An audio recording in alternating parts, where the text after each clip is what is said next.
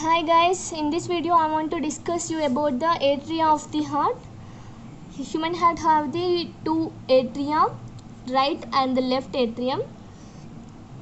And coming to the formation, first of all coming to the right atrium. Right atrium, the formation it forms the 1/3 of the base of the heart, and it also forms the right border of the heart.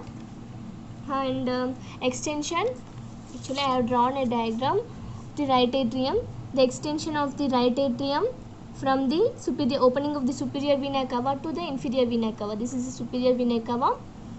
Okay, the superior vena cava collects the blood from the upper parts of the body, and inferior vena cava collects the deoxygenated blood from the lower parts of the body. And coming to the relations, what actually relations? In front, laterally and medially. In front it is formed, the relation, it is related to the anterior surface of the mediastinal part of the right lung. Okay, and laterally, this is laterally and this is medially. Laterally, what are the things lies laterally? Here lies 3 layers of the pericardium and phrenic nerve, pericardiophrenic vessels, and cardiac impression of the right lung.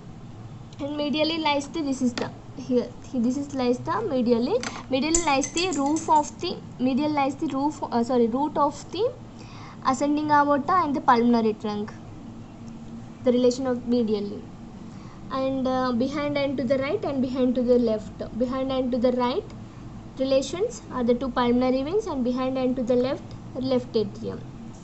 Coming to external features. Okay, coming to the external features, we know the external features. Actually here lies only two most important points to be remembered is the right auricle. A pointed projection lies on the medial side of the right atrium. It is the right auricle. This is the sulcus terminalis. This is the right auricle and this is the sulcus terminalis. Sulcus terminalis is a vertical groove which extends, connects from the superior vena cava to the inferior vena cava.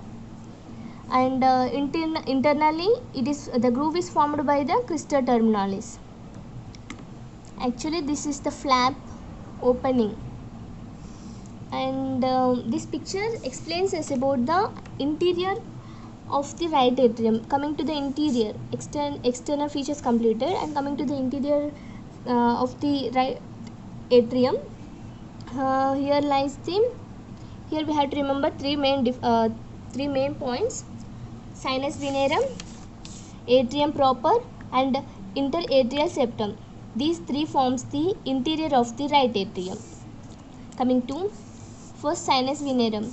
Sinus venerum forms the posterior. This is the posterior surface. This is the anterior surface. Okay, this is the posterior surface. Here forms the sinus venerum, and this forms the atrium proper.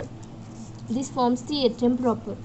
Coming to the sinus venerum, what are the openings actually? Here comes the many openings. Like fossa ovalis, and opening of the coronary sinus, and opening superior vena cava also opens here, but it is not guarded by any walls. Inferior vena cava also opens, but it is guarded by the walls called Eustachian walls. And the coronary sinus is guarded by the Thebesian walls. And coming to foramina venerum minimarium also opens in the, also found in the right atrium. And coming to the anterior surface, atrium proper. Atrium proper is again have two most important things to be remembered: crista terminalis and musculae pectini. Crista terminalis already we have seen here. This is the crista terminalis, have a groove-like structure internally forms. And musculae pectini, it is muscular structures which looks like teeth of the comb, transverse muscular ridges. And coming to the interatrial septum, right side of the interatrial septum found the fossa ovalis. Okay, and limbus fossa ovalis. What is meant by limbus fossa ovalis? The nothing but it is a semicircular shaped surrounds around the fossa ovalis is called as limbus fossa ovalis. And also we found the triangle of the Koch. Here we found the triangle of the Koch, and it is very important, triangle of the Koch. And torus aorticus. Torus aorticus is a elevation. Here we found this.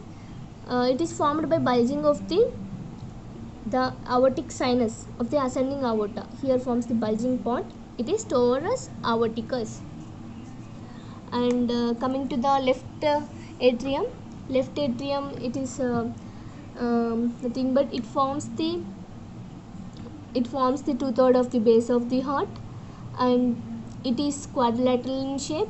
It forms the left border of the heart, and the right atrium and the left atrium is separated by the interatrial septum. Thank you.